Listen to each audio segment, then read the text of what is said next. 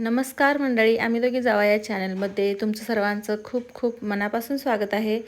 तर मंडळी, आज आम्ही चाललो आहे गावाला. म्हणजे माझ्या माहेरी पण जायचं आहे आणि माझ्या भावजाईच्या म्हणजे दिव्याच्या माहेरी पण जायचं आहे. कारण धोंडेवाडीचे मामा आहेत ना, ते म्हणजे दिव्याचे पप्पा, तर ते बरेच दिवस झाले आम्हाला बोलावत होते. म्हणजे त्यांचं घराचं बांधकाम चालू होतं, त्यामुळे ते बरेच दिवस झालं या या बघून जावा असं सारखं म्हणत होते यांना.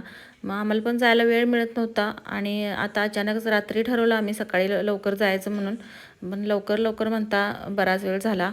का उशीर झाला ते नंतर सांगते. अगोदर आपण मसाला अंड केले ते कसं केले पाहूया. 2 पळ्या तेल गरम करून त्याच्यामध्ये 2 तमालपत्राची पानं टाकले, त्याच्यामध्ये कांदा घातलाय भरपूर आणि तो चांगला भाजून घेतलाय आणि थोडीशी चटणी घातली फक्त त्याला कट यावा म्हणून. आणि मसाला ओला मसाला घातलाय पहा. हा ओला मसाल्याची रेसिपी मी शॉर्ट व्हिडिओमध्ये टाकलेली आहे, त्याची लिंक मी डिस्क्रिप्शन बॉक्समध्ये देते, तिथे जाऊन तुम्ही पाहू शकता. हा ओला मसाला तेलामध्ये परतून परत आपल्याला लाल तिखट घालायचं आहे, चवीनुसार लाल तिखट घालायचं, ते सुद्धा थोडंसं परतून घ्यायचं. त्यानंतर हळद मीठ चवीनुसार, थोडंसं धनाजिरा पावडर घातली आहे. आता हे सगळे मसाले तेलामध्ये चांगले परतून घ्यायचे आणि थोडंसं पाणी घालून चांगले शिजू द्यायचे. म्हणजे त्याला चांगलं तेल सुटेपर्यंत मसाल्याला चांगलं शिजवून घ्यायचं. त्यानंतर त्याच्यामध्ये उकडलेली अंडी टाकून परत 1-2 मिनटं परतायचं आणि शिजल्यानंतर वरून कोथिंबीर घातली ना, मस्तपैकी आपलं मसाला अंड तयार होतं. तर आपण रेसिपीच्या अगोदर सुरुवातीला काय बोलत होतो, तर गावी जायचं आहे आणि सकाळी उठून पहा, मुलांचे डबे वगैरे आवरलेत आणि चपात्या केल्या आणि चपात्या आम्हाला न्यायला पण करायच्या होत्या, त्यामुळे भरपूर चपात्या करायच्या होत्या आणि घरात भाकरी पण केल्या थोड्या, म्हणजे चपात्या कमी पडतील म्हणून भाकरी केल्या. सकाळी लवकर म्हैशींचं वगैरे सगळं आवरून भाजी मुलांसाठी वेगळी केली होती आणि चपात्या डायरेक्ट 6:15 वाजता मी चपातीला तवा ठेवला होता आणि भाकरी पण लागल्याच करून घेतल्या. बाकीचं जेवण नंतर आवरलं सगळं आणि घरातली सगळी कामं आवरून आम्हाला मुलांच्या शाळेत पण जायचं होतं. आज मीटिंग होती.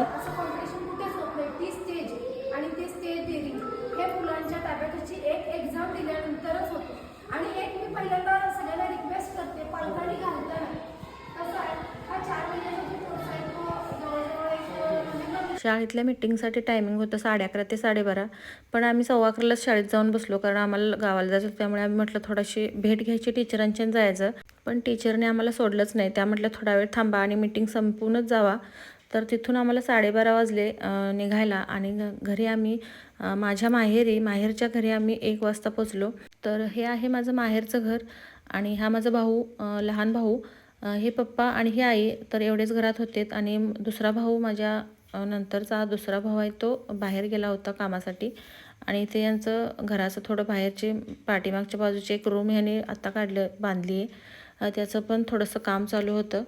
इथे आल्यानंतर ही नवीन बांधलेली रूम वगैरे किंवा खाली बेसमेंटला सुद्धा एक नवीन रूम बांधली आहे, ती सगळं वर्षाला फिरून दाखवलं आणि थोडा वेळ बसतोय का नाही तोपर्यंत आईने चहा ठेवला. मग चहा घेतला. चहा पण नकोच म्हणत होतो आम्ही, तिकडे आम्ही घरातून जेवून आलो होतो आणि तिने तोपर्यंत चहा केला. मग चहा घेतला आणि आम्ही आईला घेऊन धोंडेवाडीला गेलो आणि हा निसर्ग तुम्ही पाहू शकता. आमच्या गावावरून वरती जाताना डोंगरातून वरती हा रस्ता आहे धोंडेवाडीला आणि धोंडेवाडीतून वरती सातेरी पण आहे, सातेरी आणि महादेव, तिकडे पण आपण जाणार आहोत. पण त्या अगोदर इथे मामांच्या घरात आल्यानंतर पहा, दिव्या आणि मामा मामी वगैरे आणि सगळ्यांच्या बरोबर गप्पा मारत वेळ कसा गेला तिथे कळालंच नाही. तिथे चहा नाश्ता वगैरे झाला. जेवणाचा पण खूप आग्रह केला त्यांनी, पण आम्ही नाही थांबलो. त्यानंतर इथे 1-1.5 तास बसल्यानंतर आम्ही वर महादेवाला गेलो. हा हिरवागार निसर्ग पाहत वरती महादेवाला जाताना इतकं भारी वाटत होतं ना. तुम्हाला सुद्धा कधी गेला नसाल तर नक्की जा एकदा. कोल्हापूर जवळचं एक हिल स्टेशन आहे हे. हिरवीगार चादर घेऊन बसलेले हे डोंगर आहेत ना, हे जर तुम्हाला पाहायचे असतील तर तुम्ही पावसाळ्यातच जा आणि श्रावण महिन्यामध्ये प्रत्येक सोमवारी इथे खूप गर्दी असते आणि इतर वेळा जरी तुम्ही गेलात तरी इथे भरपूर लोक असतात. आम्ही आमच्या लहानपणी आमच्या गावापासून ते या महादेवाच्या डोंगरापर्यंत आम्ही चालत जायचो आणि त्यावेळी रस्ते पण नव्हते, फक्त डोंगरातून पायवाटा होते आणि त्या पायवाटेने आम्ही चालत जायचो. इथे 12ही महिने तुम्हाला सुसाट्याचा वारा अनुभवायला मिळेल आणि ह्या वाऱ्याने ना उडून जाते की काय असंच होत होतं. त्याची एक झलक आहे का.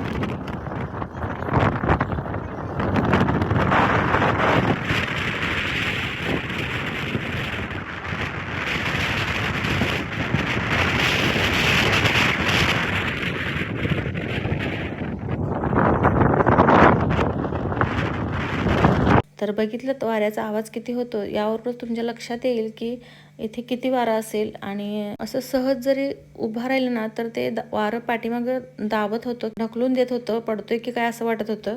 तर ज्यावेळी सोमवारची किंवा महाशिवरात्रीला तर खूप गर्दी असते त्यावेळी जिथून आम्ही आता वर येतोय ना तिथून ही खाली जायची वाट असते आणि पुढच्या बाजूला वर जायची वाट असते. तिथून आम्ही आता आलो नाही, इथूनच वरती गेलो आणि इथूनच खाली आलो.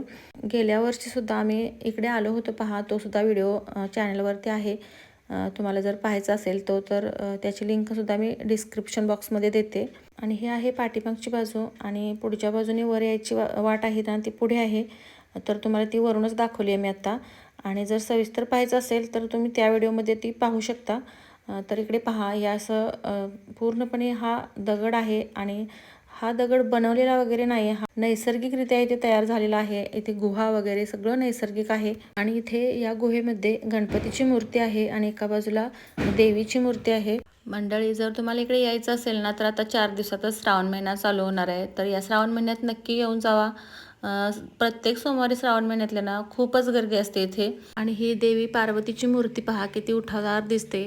आणि ही गणेशाची मूर्ती. तर इकडून मग आत यायला वाट आणि दुसऱ्या बाजूला बाहेर जायची वाट आहे. तर इकडून बाहेर गेल्यानंतर परत इकडे तोच व्ह्यू आहे मस्तपैकी. पूर्णपणे खाली दरी आहे. 3000 फूट अशी उंच हे ठिकाण आहे आणि 3000 फूट खाली दरी आहे.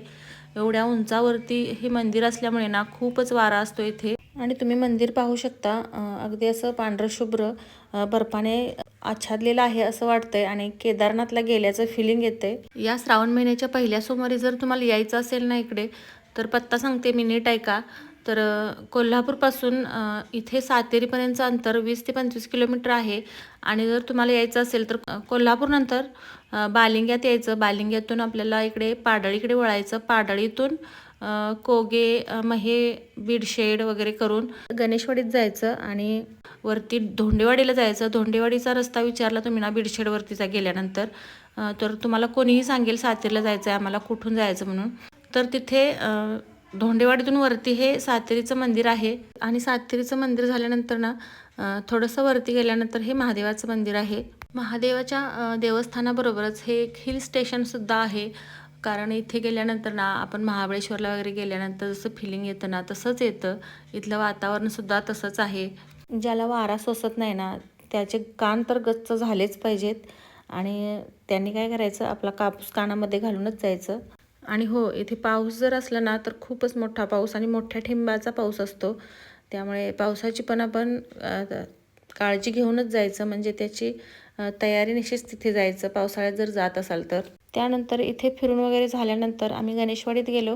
गणेशवाडीत सकाळीच काय केलं होतं आईने, जेवणाची तयारी करून ठेवली होती फक्त, पण बनवायचं होतं. मग आम्ही दोघी जावा तिथे गेल्यानंतर आम्ही दोघींनीच जेवण बनवलं.